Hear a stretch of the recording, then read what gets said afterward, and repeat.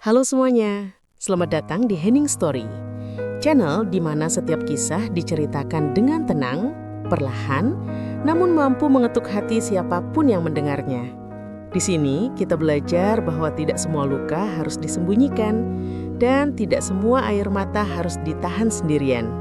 Kadang, justru dengan mendengar kisah orang lain, kita menemukan diri kita sendiri. Kalau kalian suka cerita-cerita sedih, kisah hidup, drama keluarga, dan perjalanan seseorang yang mencoba bertahan di tengah rasa sakit, jangan lupa untuk like, subscribe, dan aktifkan loncengnya. Dukungan kecil dari kalian membuat channel ini tetap hidup dan terus tumbuh. Sebelum kita mulai ceritanya, seperti biasa, coba tulis di kolom komentar. Kalian mendengarkan dari kota mana dan sedang apa saat ini? Aku senang membaca komentar kalian. Rasanya seperti kita sedang duduk dalam satu ruangan yang sama. Baiklah, siapkan hati, tarik nafas perlahan, karena cerita kali ini mungkin akan menyentuh bagian terdalam dari diri kalian. Mari kita mulai. Aku tahu hari itu akan datang sejak pertama kali kau batuk darah di kamar mandi kecil kita. Air kran masih menyala ketika kau keluar dengan wajah pucat, mencoba tersenyum seolah tidak terjadi apa-apa. Tapi aku melihatnya, noda merah di wastafel, tanganmu yang gemetar saat kau mengelap bibirmu sendiri. Sejak detik itu, aku mulai belajar satu hal yang paling sulit dalam hidupku. Mencintai bukan berarti memiliki sampai akhir. Kita duduk di ranjang yang sama malam itu. Bahu kita saling bersentuhan. Kau bersandar di dadaku. Napasmu pendek-pendek. Aku memelukmu lebih erat. Bukan karena ingin menahanmu, tapi karena aku takut. Takut suatu hari, pelukan ini hanya tinggal ingatan. Aku capek, katamu lirih. Aku mengangguk, meski tenggorokanku terkunci. Tidurlah. Aku tidak tidur semalaman. Aku menghitung napasmu. 1, 2, 3. Dan setiap jeda terasa seperti ancaman. Aku mulai menyadari bahwa cintaku padamu bukan lagi tentang bahagia. Ia berubah menjadi tanggung jawab untuk tidak egois. Hari-hari berikutnya berjalan seperti sandiwara. Kita tertawa di depan orang lain. Kita membuat rencana kecil yang pura-pura nyata.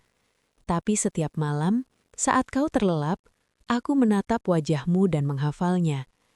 Lekuk alis, bekas luka kecil di dagu, caramu mengernyit saat bermimpi buruk. Dokter menyebutkan angka-angka yang terdengar seperti vonis. Kau menggenggam tanganku erat di ruang praktik itu. Aku ingin berkata, aku akan selalu di sini. Tapi kalimat itu tiba-tiba terasa kejam. Karena bagaimana jika selalu justru menyiksamu? Di perjalanan pulang, kau berkata pelan, kalau aku tidak ada nanti, kamu harus bahagia. Kalimat itu mematahkan sesuatu di dalam dadaku. Aku ingin marah, ingin berteriak bahwa kau tidak berhak meninggalkanku. Tapi aku diam, karena aku tahu kau tidak memilih sakit ini. Malam itu aku membuat keputusan yang tidak pernah berani kuucapkan. Jika cintaku padamu benar, maka aku harus berani melakukan hal yang paling menyakitkan. Melepaskan sebelum waktunya.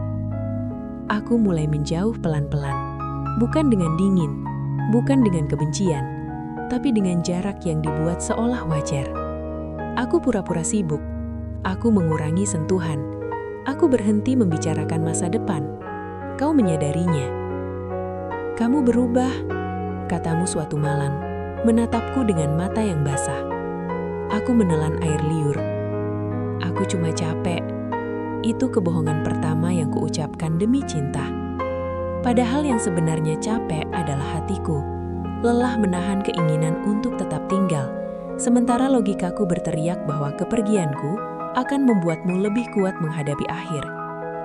Aku tahu kau membutuhkan seseorang yang tidak setiap hari terlihat takut kehilanganmu. Kau butuh ketenangan, bukan tatapan panik yang selalu kugenggam. Suatu pagi aku melihatmu tersenyum pada pesan dari seseorang, teman lama mungkin. Dan untuk pertama kalinya, aku merasa lega. Bukan cemburu, tapi lega. Karena mungkin hidupmu masih bisa hangat tanpa aku. Malam sebelum aku pergi, Aku duduk di sampingmu saat kau tidur. Aku mencium keningmu lama. Air mataku jatuh ke spray dan aku tidak menghapusnya. Aku ingin meninggalkan sedikit bukti bahwa aku pernah mencintaimu sedalam ini. Aku menulis surat pendek, tidak dramatis, tidak panjang. Aku pergi bukan karena tidak cinta. Aku pergi karena cintaku tidak sanggup melihatmu hancur menahanku. Pagi itu aku benar-benar pergi, tanpa pelukan terakhir, tanpa kata perpisahan. Aku tahu itu kejam, tapi aku juga tahu tinggal akan jauh lebih kejam untukmu. Di bus yang membawaku menjauh, aku akhirnya menangis tanpa suara. Dadaku sesak, tapi ada ketenangan pahit di sana. Seperti seseorang yang baru saja menyelamatkan orang yang dicintainya dengan mengorbankan dirinya sendiri. Dan sejak hari itu, aku belajar satu kebenaran yang tidak pernah diajarkan siapapun. Ada cinta yang hanya bisa bertahan jika salah satu pergi. Aku mengira setelah pergi, rasa sakit akan mengecil. Ternyata tidak. Ia hanya berubah bentuk. Dari tangisan menjadi rasa bersalah yang menetap di dada. Setiap pagi aku bangun dengan kebiasaan lama, meraih ponsel untuk mengecek pesan darimu. Lalu teringat bahwa aku sendiri yang memutus jalur itu. Aku menyewa kamar kecil di kota lain. Dindingnya tipis, jendelanya menghadap jalan raya. Setiap malam, aku mendengar suara kendaraan lewat. Dan anehnya, suara itu membuatku lebih sepi daripada sunyi. Hari-hari pertamaku diisi dengan kebohongan yang kutujukan pada diri sendiri. Aku berkata, ini demi dia. Aku mengulang kalimat itu seperti doa. Tapi setiap kali aku mengingat caramu menatapku malam itu, bingung, terluka, ditinggalkan tanpa penjelasan, hatiku memberontak. Aku mulai mencari kabar darimu lewat orang lain, diam-diam, seperti pencuri yang mencuri kabar bahagia. Kondisinya naik turun, kata seorang temanmu lewat telepon. Dia sering nanya kamu. Aku mematikan panggilan itu dengan tangan gemetar. Aku ingin tahu lebih banyak, tapi aku juga tahu setiap kabar akan membuatku ingin kembali. Aku menulis surat-surat yang tidak pernah kukirim. Aku menuliskan semua yang tidak sempat kujelaskan. Bahwa aku pergi bukan karena lelah mencintaimu, tapi karena aku takut cintaku justru menjadi beban saat tubuhmu mulai menyerah. Suatu malam, aku bermimpi tentangmu. Kau berdiri di peron stasiun, membawa tas kecil, wajahmu pucat, tapi matamu jernih. Kamu bohong, katamu dalam mimpi itu. Kamu pergi bukan demi aku, tapi demi dirimu sendiri. Aku terbangun dengan napas terengah. Kalimat itu menghantuiku sepanjang hari. Bagaimana jika benar? Bagaimana jika aku sebenarnya lari dari rasa takut kehilangan? Hari itu aku hampir kembali. Aku berdiri di terminal, menatap papan tujuan. Nama kotamu terpampang jelas. Tanganku sudah menggenggam uang tiket. Dadaku berdebar seperti akan pecah. Lalu ponselku bergetar. Pesan dari nomor tak terkenal. Isinya satu kalimat. Dia dirawat lagi, tapi dia terlihat lebih tenang sekarang. Aku terduduk. Lebih tenang. Kata itu menusukku lebih dalam dari kabar buruk apapun. Karena itu berarti kepergianku mungkin benar-benar memberi ruang bagimu untuk bernafas, tanpa harus menguatkanku juga. Aku tidak jadi kembali. Sebaliknya, aku mulai menjauh lebih jauh. Aku memutuskan kontak dengan semua yang terhubung denganmu. Aku ingin benar-benar menghilang dari hidupmu, bukan setengah-setengah seperti hantu yang datang di ingatan. Namun cinta tidak mengenal logika. Setiap tempat sepi mengingatkan padamu. Setiap tawa orang asing terdengar seperti tiruan tawamu. Bahkan saat aku tertawa sendiri, aku merasa bersalah. Seolah aku tidak berhak bahagia saat kau sedang berjuang. Suatu sore, hujan turun deras. Aku berdiri di bawah atap halte, basah dan kedinginan. Tiba-tiba aku teringat caramu selalu memarahiku karena lupa membawa jaket. Aku menangis di tempat umum untuk pertama kalinya. Bukan karena aku ingin kembali, tapi karena aku sadar aku akan mencintaimu seumur hidup meski tidak pernah lagi bersamamu. Beberapa minggu kemudian, aku mendengar kabar bahwa kau mulai menjalani terapi dengan lebih rutin. Katanya kau lebih kuat, lebih mandiri, lebih jarang menyebut namaku. Kabar itu seharusnya membuatku lega. Dan memang iya, aku lega. Tapi ada bagian kecil di hatiku yang mati perlahan. Aku duduk di kamar, menatap foto kita yang masih kusimpan. Aku akhirnya berani berkata jujur pada diriku sendiri. Aku tidak pergi untuk menyelamatkan diriku. Aku pergi untuk memberimu kesempatan hidup tanpa harus menggenggam tanganku yang penuh ketakutan.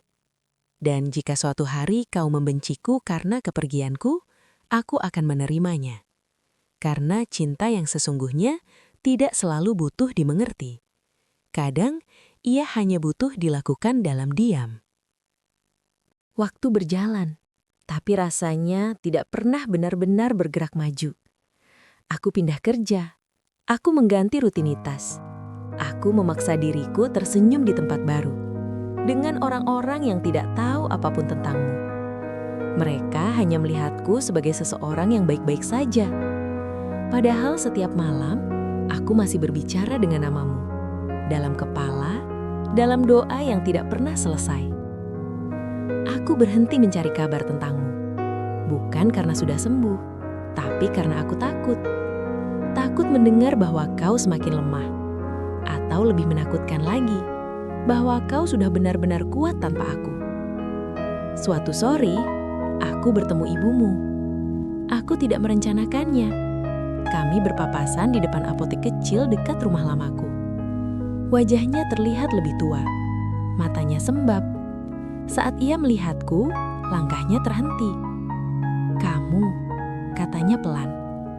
Aku ingin lari, tapi kakiku membeku. "Kamu kenapa pergi tanpa pamit?" Tanyanya bukan dengan marah, melainkan dengan lelah. Aku menunduk. "Maaf." Ia menghela napas panjang. Dia mencari kamu berbulan-bulan, mengira dia salah. Kalimat itu menghancurkan pertahananku. Apa dia baik-baik saja? Tanyaku dengan suara hampir tidak keluar. Ibunya mengangguk pelan. Secara fisik, ya. Tapi ada hari-hari di mana dia lebih diam dari biasanya. Aku menggenggam jemariku sendiri. Aku tidak mau jadi beban. Ibunya menatapku lama. "Kamu tahu, yang paling berat buat orang sakit bukan sakitnya, tapi ditinggal tanpa penjelasan." Aku pulang dengan kepala penuh suara. Untuk pertama kalinya, keputusanku terasa egois. Aku ingin percaya bahwa aku pergi demi kebaikanmu. Tapi mungkin aku juga melindungi diriku dari melihatmu hancur pelan-pelan. Malam itu, aku bermimpi lagi. Kali ini kita duduk berhadapan di meja kecil, seperti dulu. Kau terlihat lebih kurus, tapi senyummu masih sama. "Kamu salah," katamu lembut. "Aku tidak butuh kamu kuat. Aku cuma butuh kamu ada." Aku terbangun dengan dada sesak. Beberapa hari kemudian, aku menerima pesan darimu. Nomormu, nama yang tidak pernah kuhapus. Isinya singkat. Aku tidak marah. Aku cuma ingin mengerti. Tanganku gemetar hebat. Aku menatap layar itu lama sekali. Aku tahu, sekali aku membalas, semua tembok yang kubangun akan runtuh. Aku mengetik, menghapus, mengetik lagi. Akhirnya aku menulis. Aku pergi karena aku mencintaimu. Titik. Tidak ada penjelasan, tidak ada pembelaan. Kau membalas beberapa menit kemudian. Kalau begitu, kenapa rasanya seperti aku ditinggalkan? Aku tidak menjawab. bukan karena tidak punya jawaban, tapi karena jawabannya akan membuatmu sakit. Aku tahu, jika aku kembali sekarang, aku akan memelukmu terlalu erat. Aku akan memaksamu hidup demi aku, dan itu tidak adil. Kau berhak berjuang untuk dirimu sendiri, bukan untuk menenangkanku. Sejak hari itu kita saling diam dengan cara yang berbeda. Kau berhenti menulis, aku berhenti berharap. Tapi takdir rupanya belum selesai mempermainkan kita. Suatu malam, aku menerima panggilan dari rumah sakit. Namamu disebut. Kata-kata kondisi kritis terdengar seperti palu. Aku tidak berpikir, aku hanya pergi. Di lorong rumah sakit yang dingin, aku melihatmu terbaring lemah. Selang-selang mengelilingimu. Matamu terpejam. Aku berdiri jauh. Takut keberadaanku justru membuatmu luntuh. Kau membuka mata perlahan. Dan di antara semua orang di ruangan itu, aku langsung mencariku. Kamu datang, bisikmu. Aku mengangguk. Air mata jatuh tanpa izin. Aku di sini. Kau tersenyum lemah. Jangan pergi lagi, setidaknya malam ini. Aku duduk di sampingmu, menggenggam tanganmu yang dingin. Untuk pertama kalinya setelah lama, aku tidak lari dari rasa sakit. Tapi di dalam hatiku, aku tahu, malam ini bukan tentang kembali, melainkan tentang mengucapkan selamat tinggal dengan cara yang tidak sempat kita lakukan. Malam di rumah sakit selalu terasa lebih panjang dari waktu manapun. Jam di dinding bergerak lambat, seolah ia ikut menahan napas bersamaku. Aku duduk di sampingmu, menggenggam tanganmu yang dingin, takut kalau aku melepaskannya, kau akan ikut pergi. Mesin-mesin berbunyi pelan, monitor detak jantungmu naik turun seperti gelombang yang rapuh. Setiap bunyi bip adalah pengingat bahwa waktu kita tidak sedang bersahabat. Kamu kelihatan capek, bisikmu lirih. Aku tersenyum, memaksakan sesuatu yang sudah lama tidak kulatih. Aku baik-baik saja. Kau menatapku lama. Tatapan itu yang dulu selalu membuatku merasa pulang, kini terasa seperti perpisahan yang tertunda. Aku tahu kamu bohong, katamu lirih. Kamu selalu begitu kalau takut. Aku menunduk. Untuk pertama kalinya aku tidak menyangkal. Kamu masih mau pergi? Tanyamu. Pertanyaan itu memukulku lebih keras daripada kabar medis apapun. Aku ingin menjawab tidak. Aku ingin berkata bahwa aku akan tinggal apapun yang terjadi. Tapi aku juga tahu, janji itu akan berubah menjadi rantai. Aku menghela napas panjang. Aku mau kamu hidup, bukan bertahan karena aku. Kau tersenyum kecil. Kamu masih mengorbankan diri sendiri ya? Aku menggeleng. Tidak. Aku belajar mengorbankan kita. Air matamu jatuh perlahan. Aku mengusapnya dengan ibu jari. Seperti dulu. Seperti kebiasaan yang tidak pernah sempat kita ucapkan selamat tinggal. Dokter datang.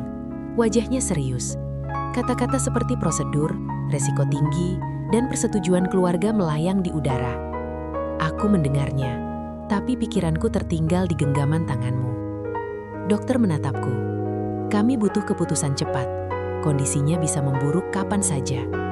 Aku menoleh padamu. Kau menatap balik dengan tenang yang menakutkan. Kamu tidak perlu tinggal, katamu. Aku tidak mau kamu mengingat aku di tempat seperti ini. Hatiku runtuh. Aku berdiri, berjalan ke lorong, bersandar di dinding dingin. Aku menangis tanpa suara. Untuk pertama kalinya, aku mengakui kebenaran yang selama ini kuhindari. Aku takut menyaksikan akhir cerita kita.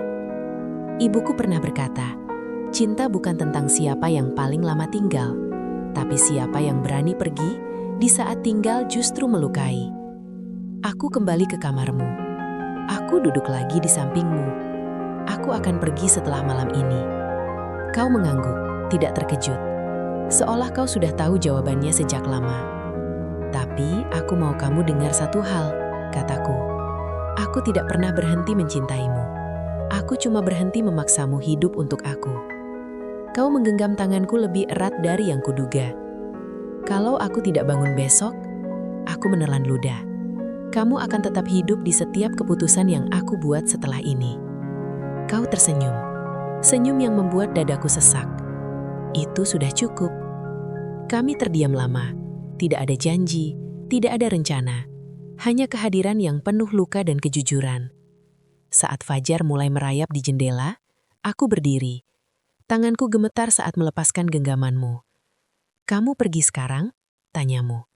Aku mengangguk. Sebelum aku berubah pikiran. Kau memejamkan mata. "Terima kasih sudah kembali, meski hanya sebentar." Aku membungkuk, mengecup keningmu dengan air mata yang jatuh bebas. "Maaf karena mencintaimu dengan cara yang menyakitkan." Aku melangkah pergi tanpa menoleh. Karena aku tahu, jika aku menoleh, aku akan tinggal. Dan tinggal adalah pengorbanan yang tidak lagi boleh kuambil. Di lorong itu, akhirnya aku mengerti. Ada kehilangan yang harus dipilih, bukan dihindari.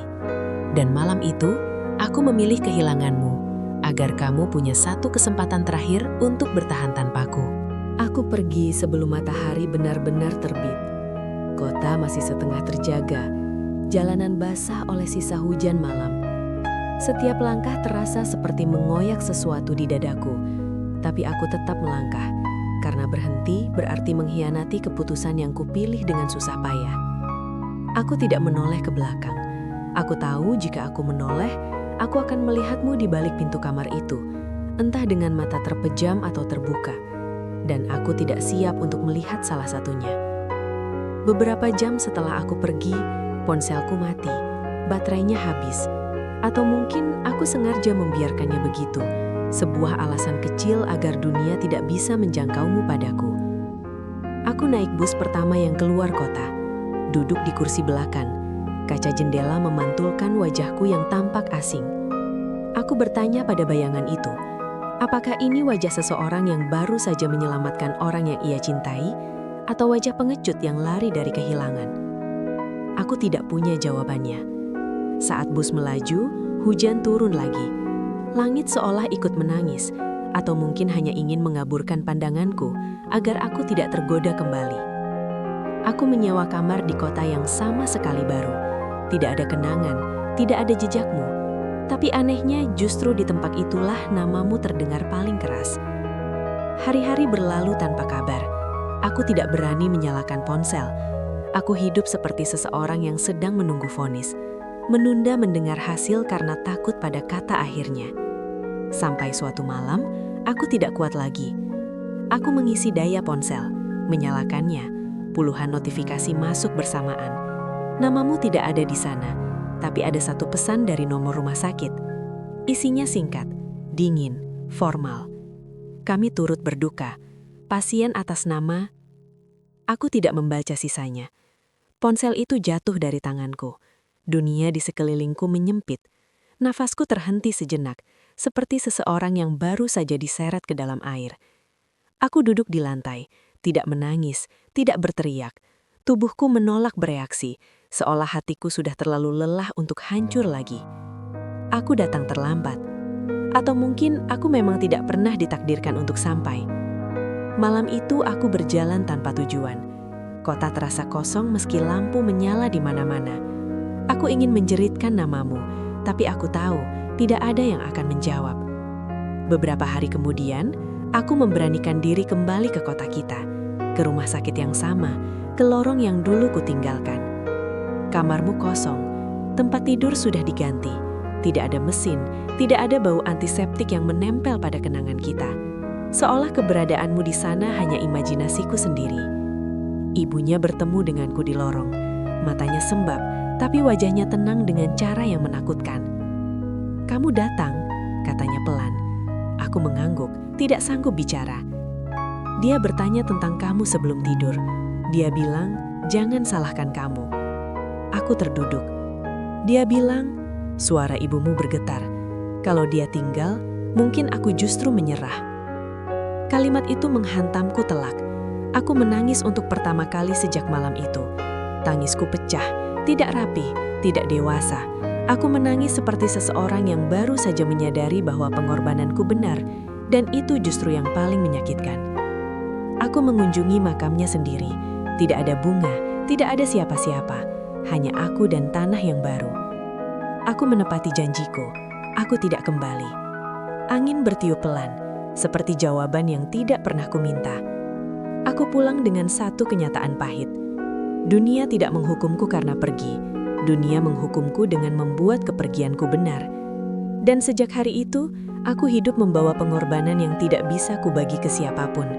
Karena cinta terbesarku telah menjadi kenangan, dan aku satu-satunya saksi yang masih bernafas. Waktu tidak menyembuhkan apapun.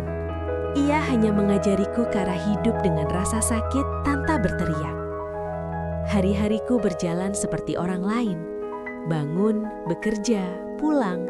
Tapi di dalam diriku ada ruang kosong yang tidak pernah terisi.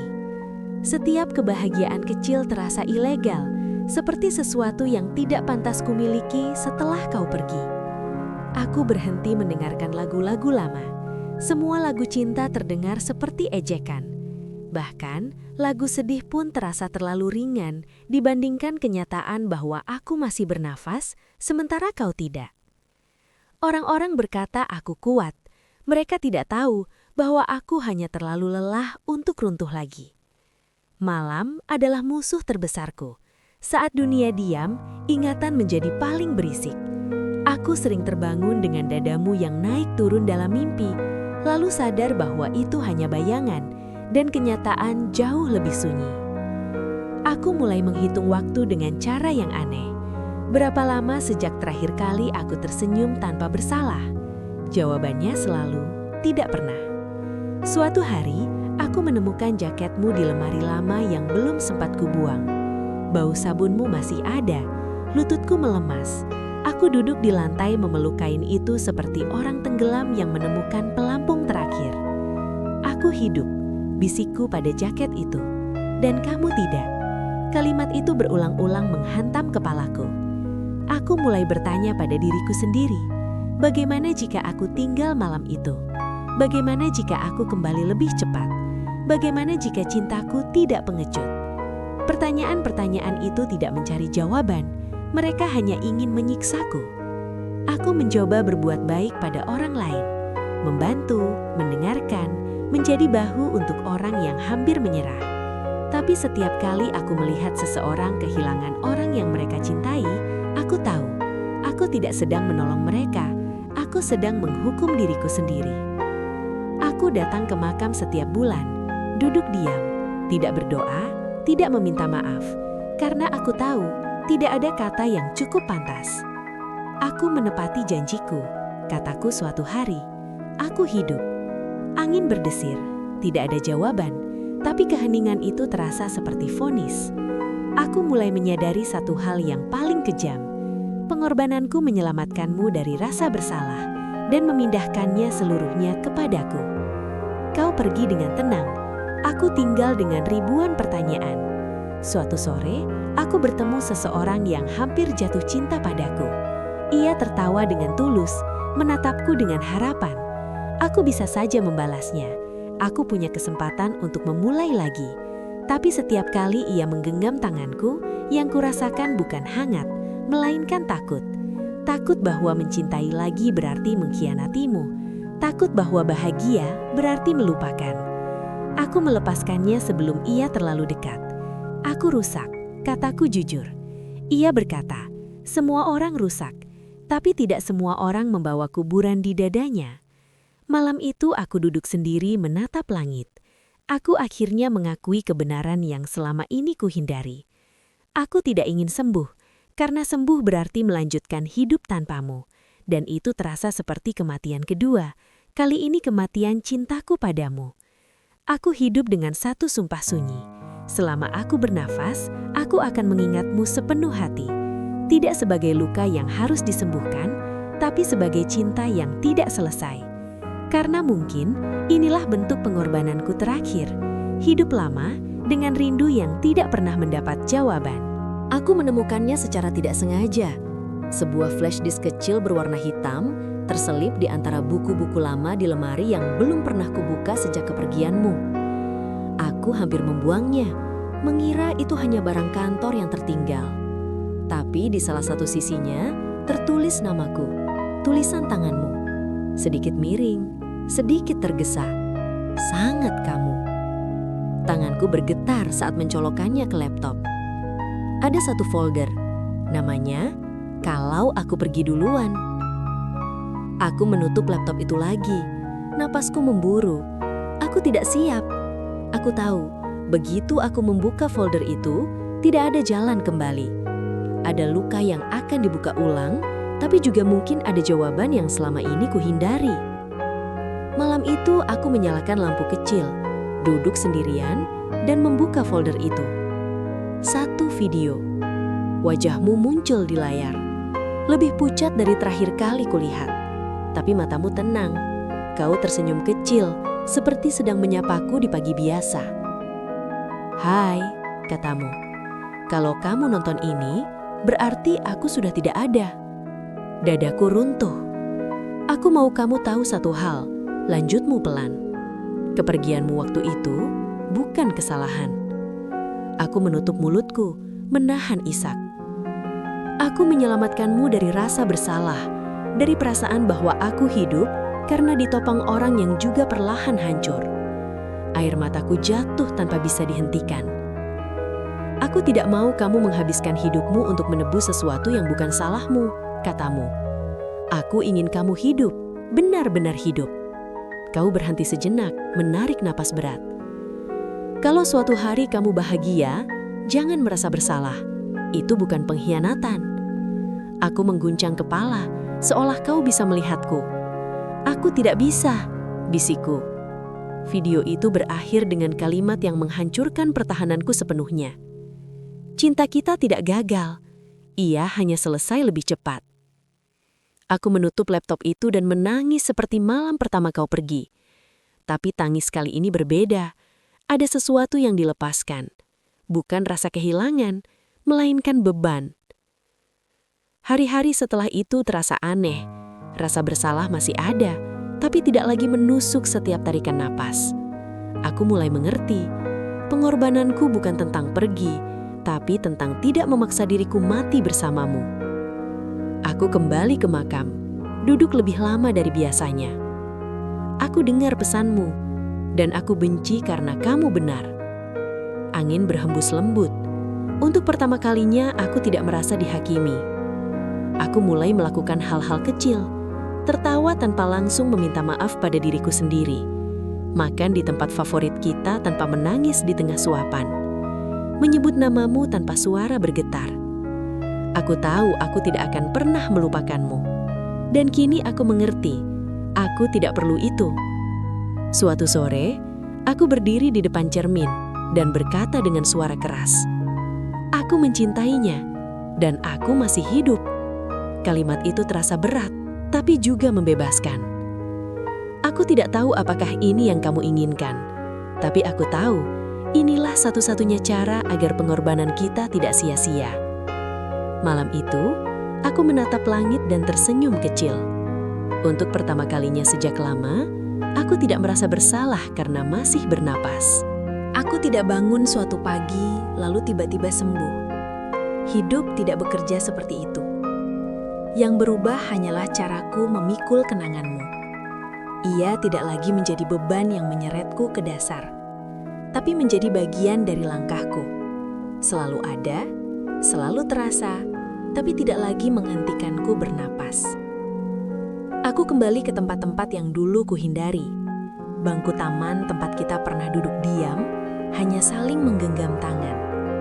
Kedai kecil yang selalu kau bilang kopinya terlalu pahit, tapi tetap kau habiskan demi menemaniku. Tempat-tempat itu tidak lagi menyakitkan seperti dulu. Mereka tetap perih, tapi jujur. Dan kejujuran ternyata lebih mudah ditanggung daripada penyangkalan. Aku belajar satu hal penting. Melangkah maju bukan berarti berjalan menjauh darimu. Melangkah maju berarti berjalan bersamamu, di dalam diriku. Aku mulai menulis lagi tentang hal-hal kecil, tentang kehilangan, tentang cinta yang tidak berakhir bahagia, tapi juga tidak gagal. Aku tidak menyebut namamu, tapi setiap kata adalah tentangmu. Orang-orang bilang tulisanku terasa hidup. Mereka tidak tahu, itu karena sebagian dari diriku memang sudah mati bersamamu. dan sisanya belajar hidup dengan lebih jujur. Suatu hari seseorang kembali hadir dalam hidupku. Tidak tiba-tiba, tidak memaksa.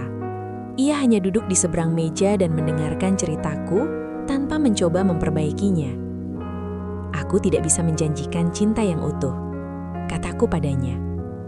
Ia tersenyum pelan. Aku tidak mencari yang utuh, aku mencari yang nyata. Aku tidak langsung jatuh cinta, aku hanya tidak lagi lari. Dan mungkin itu sudah cukup. Aku masih mengunjungi makam setiap tahun, bukan untuk menangis, tapi untuk bercerita tentang hidup yang akhirnya berani kujalani, tentang luka yang masih ada, tapi tidak lagi bernanah. Aku menepati pesanmu, bisikku suatu sore. Aku hidup. Angin berhembus ringan.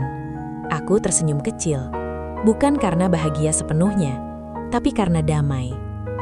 Aku tahu, di dunia lain, jika dunia itu ada, kamu tidak ingin aku berhenti. Kamu tidak ingin aku mengabadikan diriku di titik paling menyakitkan dari hidup kita. Kamu ingin aku tumbuh, meski tanpa kamu.